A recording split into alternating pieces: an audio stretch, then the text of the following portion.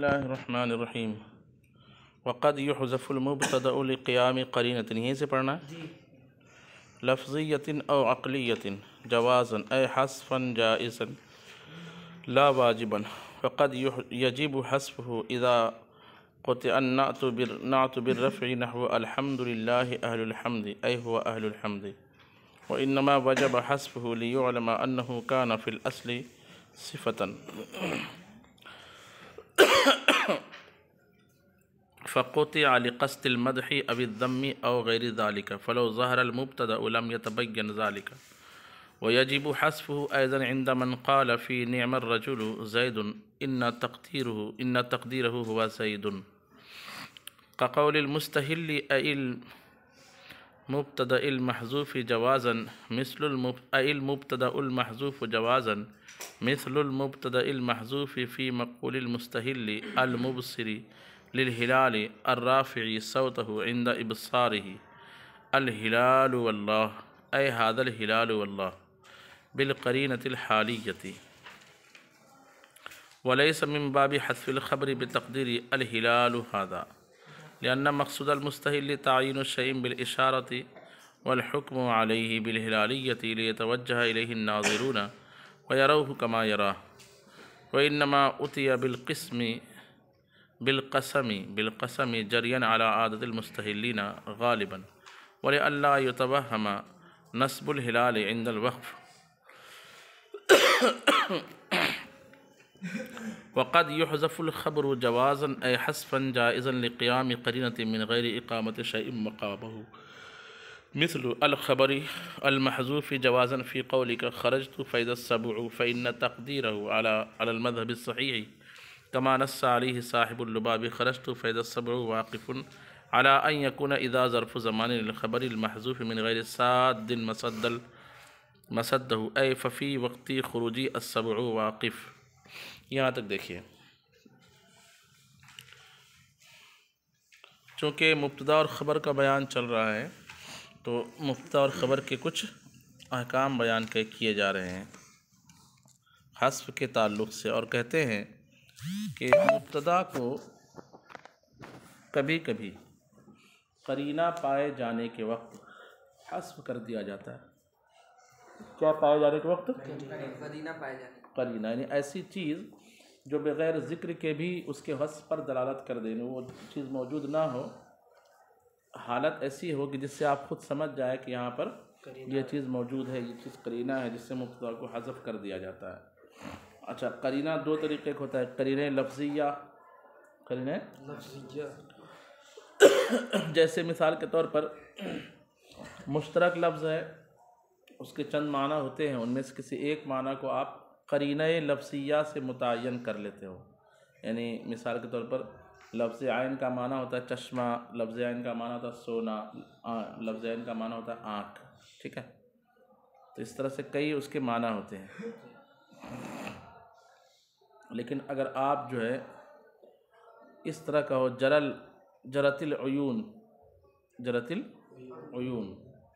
اب یہاں اس کا معنی سونا بہہ گیا، یہ تو ترجمہ نہیں کریں گے نا، لفظ جرا بہنا یہ دلالت کر رہا ہے کہ اس سے مراد چشمے ہیں، ہے نا؟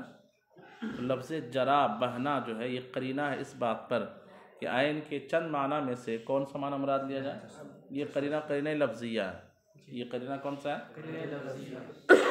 اور ہوتا ہے کہ قرینہ عقلیہ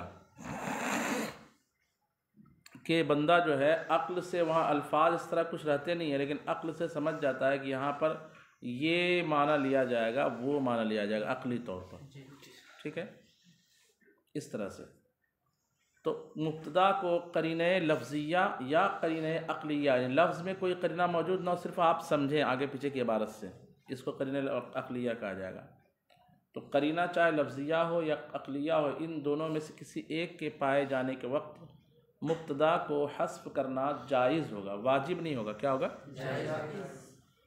مبتدا کو حذف کرنا کیا واجب بھی ہے؟ تو اس کو صاحب کافیہ نے بیان نہیں کیا، وجوبی حذف کی صورت کو صاحب کافیہ نے، کیونکہ وہ بہت ہی غیر مشہور مقامات ہیں کہ جہاں مبتدا کو کبھی کبھی حذف کیا جاتا ہے، اور وہ بھی کیسے حذف کیا جاتا ہے؟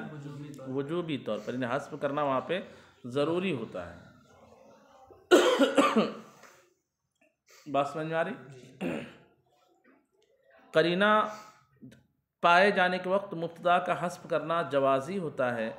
بیچ میں صاحب شرح جامی نے کہا کہ کچھ صورتیں ایسی ہیں جہاں مبتدا کو حذف کرنا واجب ہوتا ہے، لیکن وہ غیر مشہور ہے، اس لیے صاحب کتاب نے اس کو ذکر نہیں کیا، میں ذکر کر دیتا ہوں۔ تو 2 مقام انہوں نے ذکر کیا۔ کتنے مقام؟ 2 کہ یہ 2 مقام ہے جہاں مبتدا کو حذف کرنا جائز نہیں بلکہ کیا ہو جاتا ہے؟ کیوں؟ کیونکہ جس مقصد سے وہاں پہ مبتدا کو حذف کیا جاتا ہے، اگر ذکر کر دیا جائے وہاں مبتدا کو تو وہ مقصد ختم ہو جائے گا۔ ٹھیک ہے؟ وہ مقام ہم سمجھ لیتے ہیں۔ عربی لوگ وہاں سے مبتدا کو جس مقصد سے حذف کرتے ہیں، وہ مقصد جو ہے ذکر کرنے کے وقت کیا ہو جاتا ہے؟ فوت ہو جاتا ہے۔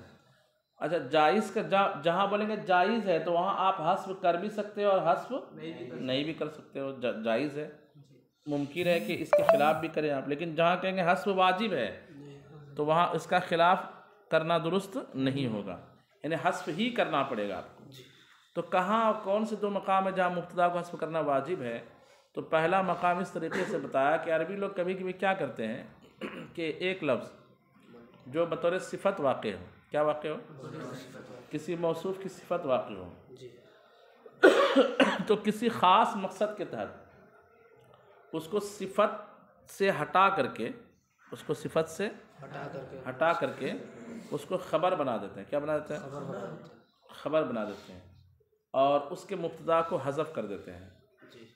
کیا کر دیتے ہیں؟ مبتدا کو حذف کر دیتے ہیں۔ اس کی مثال دیے الحمدللہ اہل الحمدی۔ الحمدللہ معنی ہوگا تمام تعریف اللہ کے لیے ہے جو حمد کا کیا ہے؟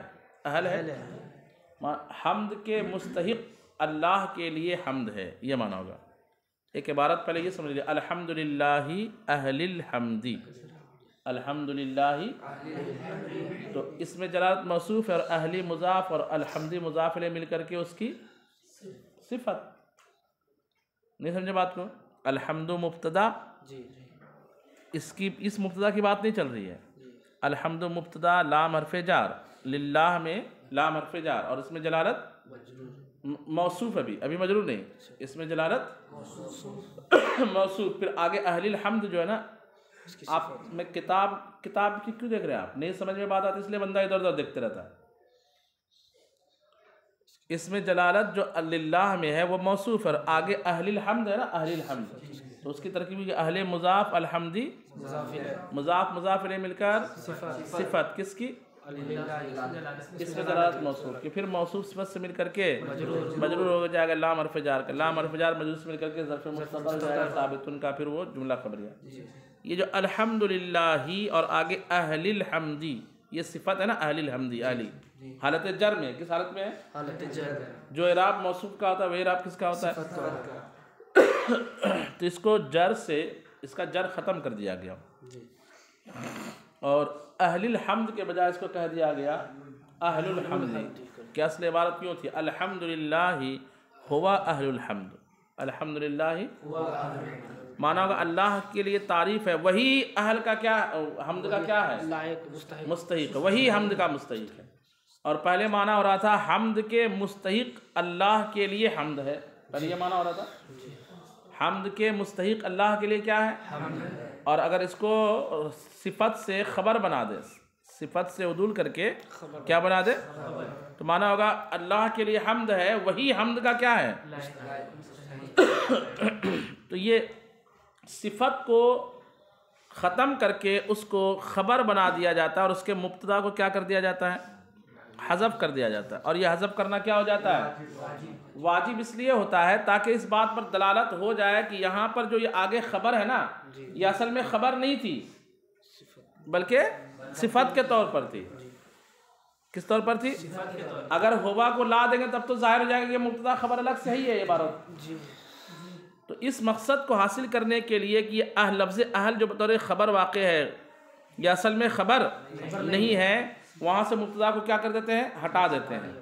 تو ہوتا کیا ہے کہ پڑھنے والا جب پڑھتا ہے یا بولنے والا بولتا ہے یا پڑھنے والا دیکھتا ہے کہ الحمدللہ اہل الحمد نہیں پڑھنا ہے بلکہ کیا پڑھنا ہے اہل الحمد، تو چونک جاتا ہے کہ یار یہ تو صفت واقع ہونا چاہیے، اس کو پڑھنا چاہیے الحمدللہ اہل الحمد، لیکن پڑھا جا رہا ہے اہل الحمد۔ اس کا مطلب کیا؟ تو اس کا ذہن کھٹکتا ہے کہ جو لفظ صفت واقع ہو سکتا تھا اس کو صفت نہ بنا کر کے خبر بنایا گیا، اس کا کچھ نہ کچھ مقصد ہے، اور یہ مقصد جو ہے نا آپ علم معانی میں پڑھیں گے۔ کس میں؟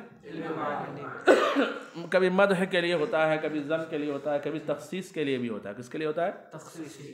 تو مانا ہوگا تمام تعریف اللہ کے لیے ہے کہ وہی حمد کا کیا ہے؟ مستحق ہے۔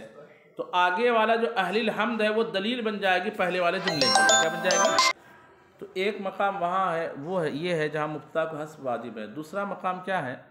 دوسرا مقام وہ بعض نحویوں کے نزدیک ہے، وہ کہتے ہیں کہ افعال مدح و ذم جو ہے بیسا سا حبذا نعمہ، تو اس میں نعم الرجل اور آگے جو مخصوص بالمدح ذکر کرتے ہیں زیدن یا عمرن یا بکرن نا، تو وہ بھی اصل میں ایسی خبر ہے جس کے مبتدا کو کیا کر دیا گیا ہے؟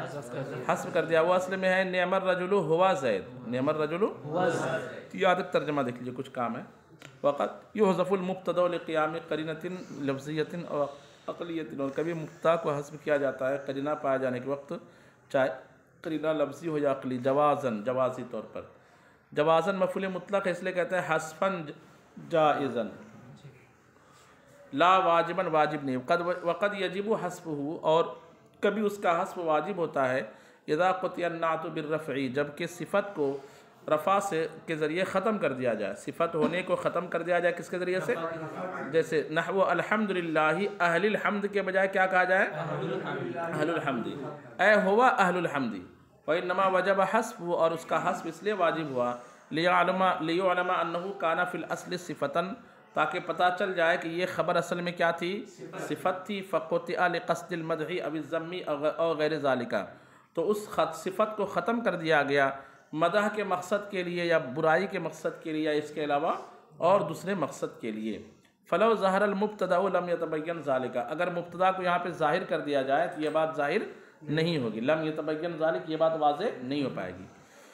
وَيَجِبُ حَذْفُهُ أَيْضًا عِنْدَ مَنْ قَالَ فِي نِعْمَ الرَّجُلُ زَيْدٌ إِنَّ تَقْدِيرَهُ هُوَ زَيْد، اور ایسے ہی مبتدا کا حذف کرنا واجب ہے ان کے نزدیک نعم الرجل زید میں بھی، کہ اس کی اصل کیا ہے ان لوگوں کے نزدیک۔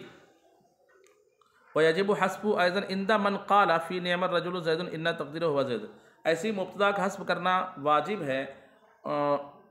ہے ان لوگوں کے نزدیک جن لوگوں نے یہ کہا ہے کہ نعم الرجل زید میں اصل کیا ہے، اس کی تقدیر ہوا زید ہے۔ اب مبتدا کے حذف کی جوازی صورت کی مثال دے رہے ہیں کہ چاند دیکھنے والا عربی زبان میں چلا کر کے چاند جب نظر آتا ہے تو وہ ھذا الہلال نہیں کہتا ہے، وہ سیدھا کہتا ہے الہلال واللہ، کیا کہتا ہے؟ ھذا، اس میں اشارہ کہ یہ چاند ہے، دیکھو میں نے دیکھ لیا۔ ایک مخصوص چیز کو دیکھ کر کے اس کے چاند ہونے کا کیا کرتا ہے؟ وہ اعلان کرتا ہے، اور اس مخصوص چیز کے لیے جو اس میں اشارہ ھذا ہے اس کو کیا کر دیتا ہے؟ اور وہ کہتا ہے الہلال واللہ، کیا کہتا ہے؟ تو اس میں ھذا جو اس میں اشارہ ہے یہاں پر قرینہ پائے جانے کی وجہ سے کیا ہے؟ محذوف ہے۔